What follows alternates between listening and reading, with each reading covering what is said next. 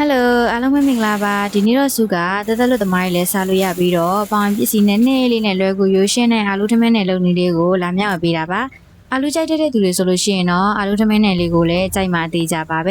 ကဲဒါဆိုလို့ရှိရင်တော့စုတို့အရင်ဆုံးခရမ်းညစ်တီးလေးတွေကိုအခွန်ခွာရလွယ်အောင်လို့ဓာတ်လေးနဲ့အခုလိုမျိုးလေးတွေအရာပေးလိုက်ပါမယ်ပြီးရင်တော့9မိနစ်ကနေ10မိနစ်လောက်ထိအပုံးလေးအုပ်ပြီးတော့ပြုတ်ထားလိုက်ပါမယ်။စုကအာလူးကိုတော့နှလုံးသုံးထားပါတယ်။အာလူးလေးတွေမြင်မြင်နူးသွားအောင်လို့အတုံးလေးတုံးပြီးတော့ပဲပြုတ်ထားပေးလိုက်ပါတယ်။တကယ်လို့အလုံးလိုက်ပြုတ်ပြီးခြင်းနဲ့ဆိုရင်လည်းရပါတယ်။အိုးထဲကိုထည့်ပြီးတာနဲ့စားလေးနဲ့ငယ်ထည့်ပြီးတော့ပြုတ်ထားခဲ့လိုက်ပါမယ်။ကဲစုတို့ခရမ်းညစ်တီးလေးပြုတ်ထားလဲရနေပြီဆိုတော့ဆယ်ထုတ်ပြီးတော့မှအေးခဏလိုက်ပါမယ်။အေးသွားရင်တော့အခွန်လေးတွေခွာပြီးတော့လှီးပြရမှာပေါ့နော်။ဆန်ကိုကြတော့ရှမ်းဆန်သုံးပြီးတော့လုပ်မယ်ဆိုလို့ရှိရင်တော့အာလူးထမင်းနဲ့လေးကပို့ပြီးတော့စီးပါတယ်။စုကတော့ရိုးရိုးဆန်ကိုပဲနည်းနည်းလေးပြုတ်အောင်တည်ထားပြီးတော့မှကန်ထဲမှာခူးထည့်ပြီးတော့အေးခဏလိုက်ပါမယ်။စီချက်ချက်ဖို့အတွက်တော့ကျွတ်သွန်ဖြူလေးတွေကိုတပြားရိုက်ပြီးတော့မှလုံးဝနှုတ်နှုတ်လေးဖြစ်သွားအောင်ဆင်နာပေးလိုက်ပါတယ်။တကယ်လို့ထောင်းနှားပေးခြင်းနဲ့ဆိုလို့ရှိရင်လည်းထောင်းနှားပေးလို့ရပါတယ်။ကဲပြီးရင်တော့အေးသွားတဲ့ခရမ်းညစ်တီးလေးတွေကိုအခွန်နဲ့အကုန်လုံးပြောင်းဆင်သွားအောင်ခွာထားပေးလိုက်ပါမယ်။အခွန်လေးတွေခွာလို့ပြီးပြီဆိုလို့ရှိရင်တော့စုတို့သူ့ကိုလုံးဝအတုံးလေးတွေလှီထားပေးလိုက်ပါမယ်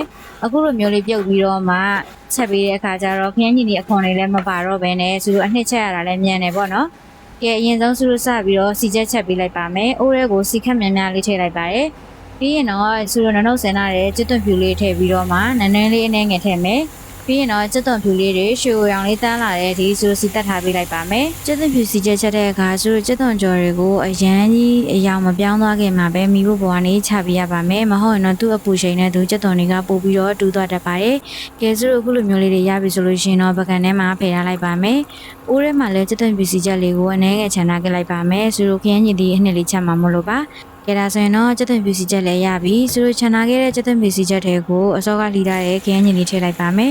ခရမ်းညစ်တွေကိုတော့အနှစ်ကျသွားတဲ့အထိခရမ်းညစ်တွေအနှစ်ဖြစ်သွားတဲ့အထိချက်ပေးရပါမယ်။အရသာအတွက်တော့စုကစားလေးရဲ့အရသာမုံလေးအနှင်းငယ်ကိုပဲထည့်ထားပါရဲ့။ပြီးပြီဆိုရင်တော့ခရမ်းညစ်တွေကိုလုံးဝအနှစ်ကျသွားတဲ့အထိကြည်သွားတဲ့အထိတည်ထားပေးလိုက်ပါမယ်။ခရမ်းညစ်တွေကိုပြုတ်ပြီးတော့မှချက်ပေးရဖြစ်တဲ့အတွက်မြင်မြန်မဲနူးလွယ်တယ်ပေါ့နော်။အခုလိုမျိုးခရမ်းညစ်တွေကရေလေးထွက်လာပြီးတော့ရေလေးပြန်ခမ်းပြီးစီပြန်လာပြီဆိုရင်တော့ငရုတ်တီအောင်တင်မောင်းလေးတစ်စုံထည့်မယ်။ပြီးပြီဆိုရင်တော့တေချာလေးနဲ့အမွေပြီးတော့စီပြန်တဲ့ထိပြန်ပြီးတော့တည်ထားပေးလိုက်ပါမယ်။ကဲအခုလိုမျိုးခရမ်းညစ်လေးတွေလုံးဝအနှစ်ကျပြီးတော့စီပြန်လာပြီဆိုလို့ရှိရင်တော့ခရမ်းညစ်အနှစ်လေးကလည်းရတော့ပါပြီ။ကဲစုပြုတ်ထားတဲ့အာလူးလေးတွေကိုလည်းအီမေးခရမ်းလေးနဲ့ထိုးကြည့်လိုက်ပါမယ်။အာလူးလေးတွေလည်းလုံးဝအီနေပြီဆိုလို့ရှိရင်တော့အားလုံးကိုဆယ်ထုတ်ပြီးတော့မ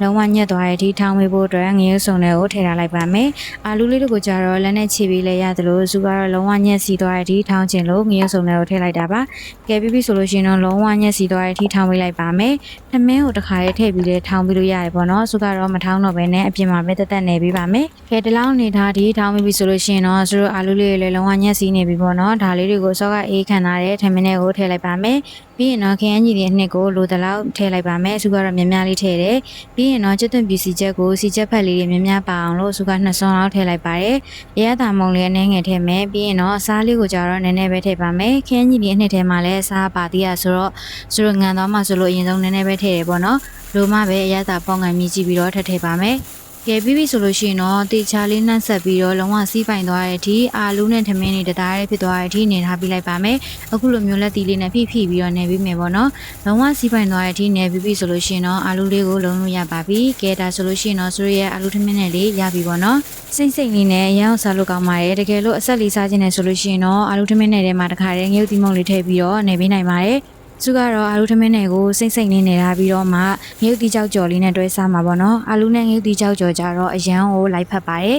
ကဲဒါဆိုလို့ရှိရင်တော့စုရပကံတွေကိုလုံးမိသားလေးထည့်လိုက်ပါမယ်နနမင်လေးရဲ့ငရုတ်တီကြောက်လေးနဲ့တွဲစားမှာပေါ့နော်အပေါ်ကနေပြီးတော့ကျွတ်သွန်ဖြူစီချက်လေးလည်းစမ်းပေးလိုက်ပါတယ်မြေပဲဆန်လေးနဲ့လည်းလိုက်တယ်ပေါ့နော်မြေပဲဆန်လေးကိုလည်းခက်မြများလေးထည့်ပြီးတော့စားလို့ရပါတယ်ကဲဒါဆိုလို့ရှိရင်တော့အရန်လွယ်ကူရိုးရှင်းပြီးတော့တက်တက်လွတ်လွယ်ဖြစ်တဲ့အာလူးထမင်းနဲ့လေးကတော့ပြီးတော့ပါပြီဒီလိုမျိုးဗီဒီယိုလေးတွေကိုသဘောကျတဲ့ဆိုရင်တော့ Share Channel လေးကို Subscribe လုပ်ထားနိုင်ပါတယ်နောက်ထပ်ဗီဒီယိုသစ်တွေမှာပြန်လည်ဆုံတွေ့ကြပါမယ်ကျေးဇူးပါ